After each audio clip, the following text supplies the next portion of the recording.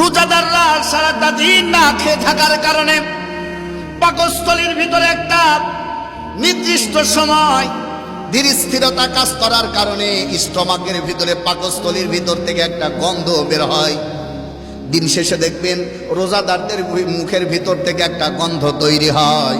আল্লাহ পাক রব্বুল আলামিন বলেন আতাইবু ইনদাল্লাহ, আল্লাহর কাছে এই গন্ধটা মিশকে আম্মারার চাইতেও অধিক প্রিয়। আল্লাহ নিজে আমাকে বলছেন, বলেন সুবহানাল্লাহ। সারাটা দিন না খাওয়ার কারণে পাকস্থলীর ভিতর থেকে একটা গন্ধ তৈরি হয়। এখন এটা ক্লিয়ার না করলে কিছু রোজাদার মনে হবে মুখের গন্ধ যদি এত ভালো লাগে তাহলে বিরাসার করব না, মেসাকো করব না, এই গন্ধ না। যদি কেউ মনে করে, অনেকে বলে রোজাদারের মুখের গন্ধ আল্লাহর কাছে মিশকে আম্মারার চাইতে অনেক প্রিয়।